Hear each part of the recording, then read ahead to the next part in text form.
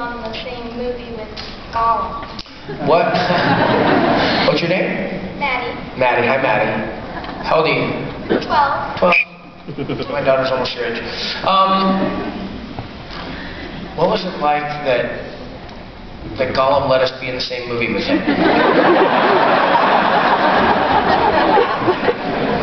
I always feel like answering from Sam's point of view. You know? Don't trust him.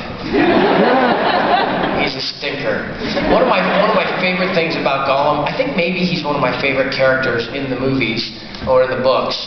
Treebeard was always my favorite, but I just like the idea that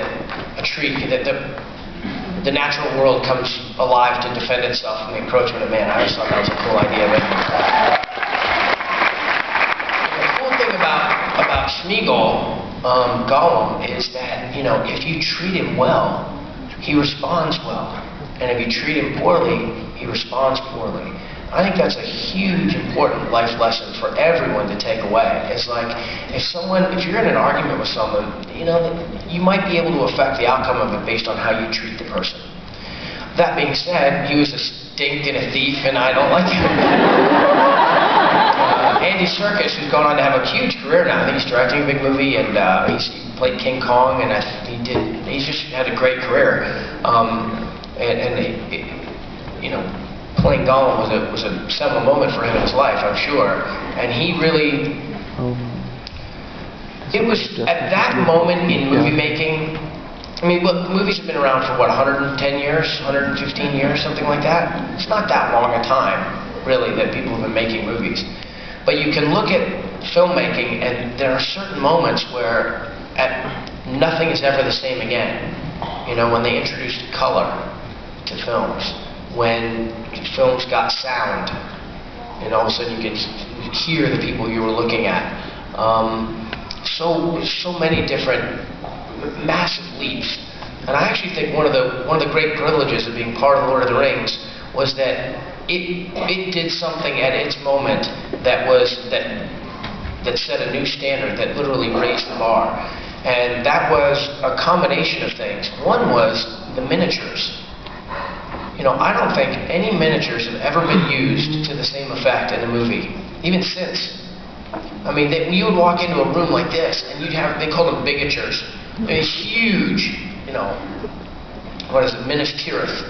And you could get up on a ladder, you know, a really tall ladder, and no matter where you stopped on the ladder and looked on the miniature, there was something happening. There was a barrel with a thing, there was a pulley, there was a whatever, and it just all looked totally realistic.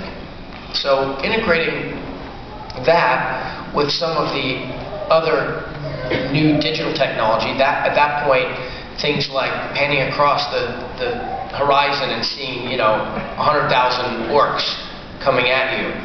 You know, we would have several hundred members of the New Zealand Army dressed up as orcs, and they were quite impressive just on their own. And they'd be walking up here, but then they do a crane shot that goes up, and then you see thousands and thousands more. The software that they were writing in the computer to be able to have each character, each little figure on the screen had its own way of moving. Like they have like 12 different things. This one, it could either go like this, or one could go like that, or whatever it was. But then when you put them all together, instead of it just looking blank or whatever, or looking, it has this alive quality. I mean, they did it with the trees. When I first got to New Zealand, they brought us into Weta, and they put up on the screen these mock-ups of trees that they've been doing, and it just looked like if your video game got stuck. And you're like, what am I looking at? And they're like, oh, no, look at the back, look at the shapes of the leaves. And you look at it for a while, and then your eyes kind of adjust, and you see it. And then, you know, 3 years later, or 2.5 years later, when you see the movie, it's all seamlessly integrated into it. But, you know, the models that they would do, the makeup, the layers of makeup that they would put on. And then when it came to Gollum, that's where it took a whole new leap. You know, you had Roger Rabbit, where Hoskins was interacting with Roger Rabbit. You had several films that had done it, and done it pretty well, but this was like next level stuff. And so we would do a thing where we're fighting with Gollum. I'm fighting with Gollum, for example. We go rolling down the hill, and I have to do it over and over again because my arms keep collapsing because, you know, the weight of gravity. But you have to force your arms to stay open when you're rolling down the hill so they can paint Gollum in between your arms.